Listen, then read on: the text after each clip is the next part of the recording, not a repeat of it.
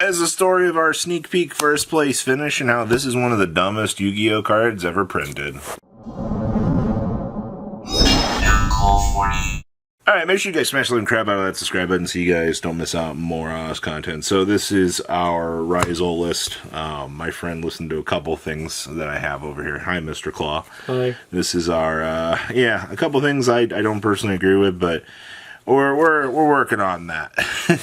So, of course, triple copies of EX, best Yu-Gi-Oh card ever printed. This card is just glued to both of our hands, and it's absurd. Interesting discussion, though, for playing multiple twins and the multiple aggregators, though, for this, depending on the matchup. Triple copies of sword. If they let EX resolve into the sword, you're winning the game. Usually, it's super self-explanatory. This is your starter. Since we are playing pure Ryzeal, we are not trying to bulk down on the garbage Fiendsmith cards. There's nothing wrong with the Fiendsmith cards, but it's fine. Also, there's an idea for the Mitsurugi stuff, which we are going to test. Mitsurugi stuff seems really, really good, but for early stages, I still like pure. I can turn my brain off with this deck and play it. Like, the deck is so good. Of course, we are playing the one copy of Node. I still think one is correct. We're not going with two. Hi! This card is, I swear, this is my calling card, man. Like, this is just one of those cards that is a free extender. If you see it in combination with the Mulch Army, you're able to kind of make a hand. It's also one of those things, it's like if you put a monster on the field and they, cut you off of searching, you can extend with this to get into the duo drive and go. It forces players that want to get greedy before the duo drive touches down, or it broadcasts to you, hey, they have more than one hand trap, so you can extend with this and actually scout for, potential cards. So then we get into the hand traps here. So we have the triple Ash Blossom. Nothing too crazy. You went with the 2 Veiler. Have you... So there has been a discussion about cutting Veiler down to 1 and playing Ghost Bell in the main. What do you... Yes. Veiler was really bad all day. Actually wasn't as good as I thought it was going to be. I kind of wish I would have rather had Bell. Bell just seems to hit more, plus with locals being Malice, Labyrinth. With our locals, you just seem to have more versatility with Bell. So I do like the Bell. I don't know if I really like Veiler as much now. I think Veiler's fine as a one-of. Yeah. It's just one of those cards, especially with the cross-out, you can hit it. But we've also got the triple copy, or 2 copies of Droll and Lockbird. How'd you like having the 2 in the main? I do. I love Droll. I had to Droll myself, or I had to Droll my opponent on a Far War, so I had to make sure I got my 1 search I needed to continue to extend. You mean your Perulia? Yeah. So he Droll Arsoed me, he drew 1, I Drolled. So, okay. Yep. We've got the 2 Ghost Ogres. How'd you actually like this? I think the card's still good. Duo Drive reminds me of Sprite, of Gigantic Sprite, so you just save it for the Duo Drive, and most players aren't playing it, so they can't cross out it. Alright, and then of course we have triple Perulia. We don't have we don't have access to the Fool Wars because they sold them because this is what we're working with. Yep. So, but they did fine. Perulia. I mean, it's just there. Yeah.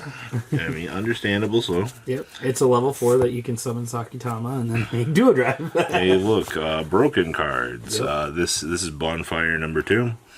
1 plug-in. No constant need for that. Got the 2 cross. I see we went with the 2 desires instead of the 3, and a 42 card deck. Yep, I went 42. I feel like 42 is my sweet spot. With every deck is 42.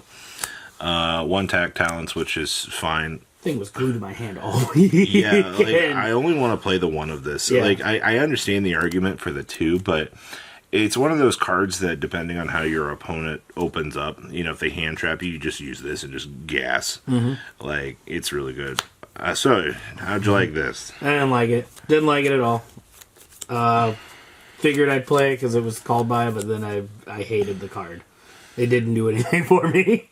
But this comes up. That comes up. That came up a lot. It only did one time. It didn't come up because someone moonlit show me, and I'm like, I don't play this.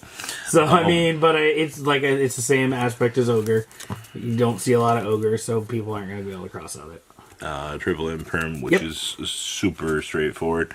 And then this. So tell me why you would chose to play this. I chose to play Solemn Strike because I like the Solemn cards. I didn't feel like Judgment was going to be as good, where Strike is just one of those cards that you can use it to break boards, or going in, say your turn's mediocre, your opponent also bricks on hands, you have a set Solemn Strike, you do something, they ash you have the strike for it. So I felt like, even going first or second, the card's still good. So I tried out the Strike engine. I enjoyed it. It did well.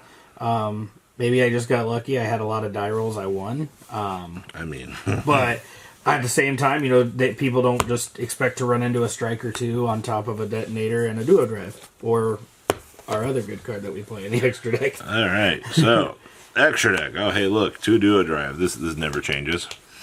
Got 2 copies of Dead Namer, as the community calls it, and then we have this insanely broken card. So tell me about this. So we got our twins. Robbie kind of ran me through a little bit of, hey, this card does this, and I'm like, okay, cool. I was like, well, I forget the combo lines, but we got there. Basically, this twins card is, they stop your duo drive. You make your duo drive into this. It still lets you have, a duo drive, a detonator, and then one other exceed on board.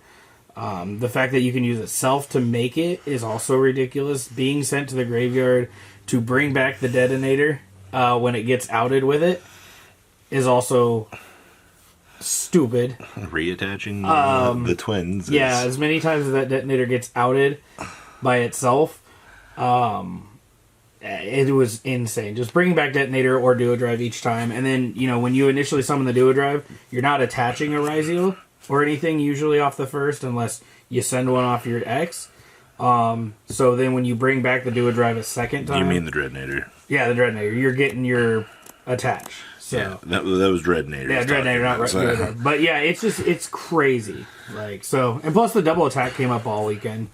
I mean, I'm actually surprised to hear that. I didn't expect that to come up hardly at all, but I mean, it's the revolving door. Once it's in circulation, it's absurd. This doesn't come up as much anymore. I blew up a board this weekend. It was actually kind of fun. I mean, it's good against Lab. Yes. That's all that matters. I like that card. Like this card.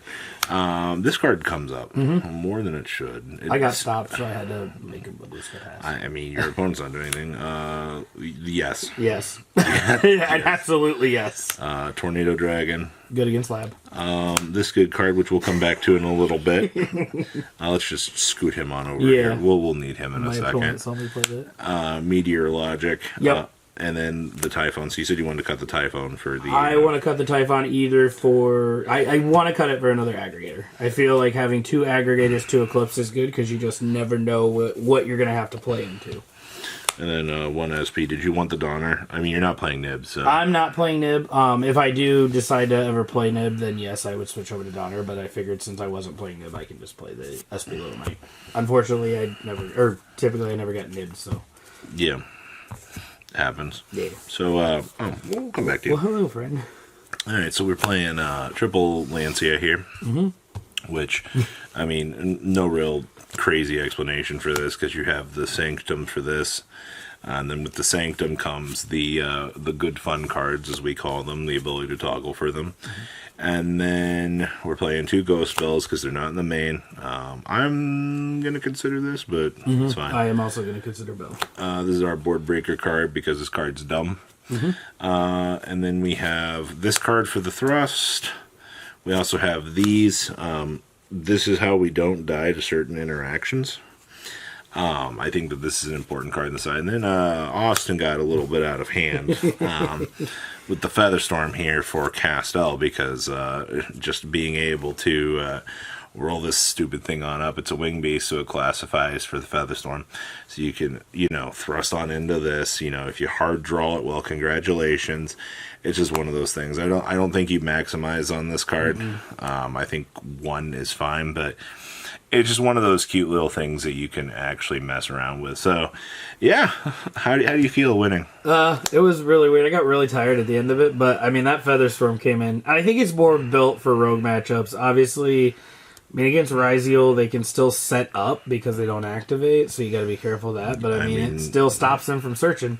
So no do a drive for them. No do a drive. But yeah, I mean that's fun. Obviously, there's things in there that need changed, but it was just kind of a throw it together. Let's do this. It's Yeah, R.I.P. to Typhon getting cut. Yeah, bye. And so, whole thruster's coming back. So, guys, leave a comment down below. Tell us what you guys think, and peace out. Patrons, thank you.